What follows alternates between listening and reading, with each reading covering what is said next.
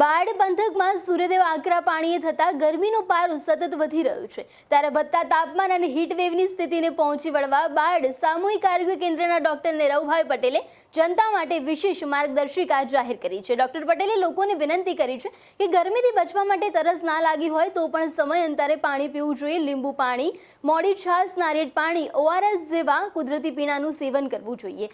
આહારમાં તરબૂચ, ટેટી અને ડુંગળી જેવા ઠંડક આપતા પદાર્થો શામેલ કરવા જોઈએ। જ્યારે વધુ પડતો તળેલો, મસાલેદાર, વાસી ખોરાક અને કેફી પીણા ટાળવા હિતાવત રહેશે। ખાસ કરીને બપોરે 12 થી 4 ના સમયગાળા દરમિયાન બિનજરૂરી બહાર ના નીકળવા માટે અને જો નીકળવું પડે તો આખી બાયના સુતરાઉ કપડાં પહેરવા જોઈએ। માથું રૂમાલ કે ટોપીથી ઢાંકવું જોઈએ અને પગરખા વગર ન ચાલવાની સલાહ આપવામાં આવી છે। ડોક્ટર નીરવભાઈ પટેલે વધુમાં જણાવ્યું હતું કે ઉનાળાની આકરી ગરમીમાં નાની સાવચેતી જ મોટી બીમારીથી તમને બચાવી શકે છે। તેથી જો ચક્કર આવે છે કે અશક્તિ જણાય છે તો વિલંબ કર્યા વિના જ તાત્કાલિક નજીકના સરકારી દવાખાનાનો સંપર્ક કરવો જોઈએ। બાયડની જનતાને તંત્ર દ્વારા આ સૂચનાઓનું ચુસ્તપણે પાલન કરવા માટે અપીલ કરવામાં આવી છે। નમસ્કાર દર્શક મિત્રો, છેલ્લા કેટલાક દિવસોથી અરવલ્લીના બાયડમાં જે ગરમીનો પ્રકોપ વધી રહ્યો છે તેને લઈને આપણે જે લૂ ના લાગે અને જે ગરમીમાં શું ખાવું જોઈએ અને શું પીવું જોઈએ તેને લઈને આપણે CHCના ડૉક્ટર છે તેમની સાથે જ વાત કરીશું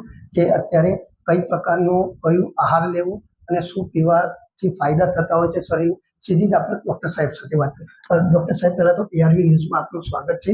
હાલ અત્યારે ગરમીનો પ્રકોપ વધી રહ્યો છે તેને લઈને આમ પબ્લિક છે તેને જે ઉનાળામાં શું ખાવું જોઈએ અને કઈ રીતે ગરમીથી બચવું જોઈએ અને ઘરની બહાર નીકળવું જોઈએ કે ના નીકળવું જોઈએ તેને લઈને આપની શું પ્રતિક્રિયા? નમસ્કાર। દર વખતે મે મહિનામાં સમગ્ર ગુજરાતમાં 40 ડિગ્રી ઉપર તાપમાન જતું હોય છે। તો 40 ડિગ્રી ઉપર તાપમાન જાય તો લૂ લાગવાની શક્યતા રહેતી હોય છે।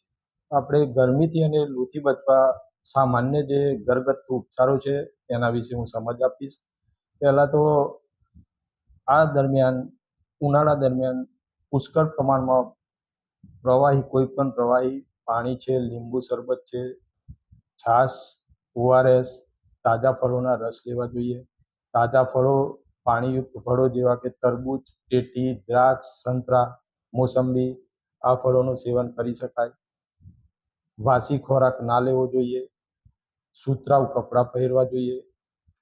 ખાસ કરીને 12 થી 4 દરમિયાન સગર્ભા બહેનો, વૃદ્ધો અને બાળકોએ ગરમીમાં બહાર નીકળવાનું ટાળવું જોઈએ।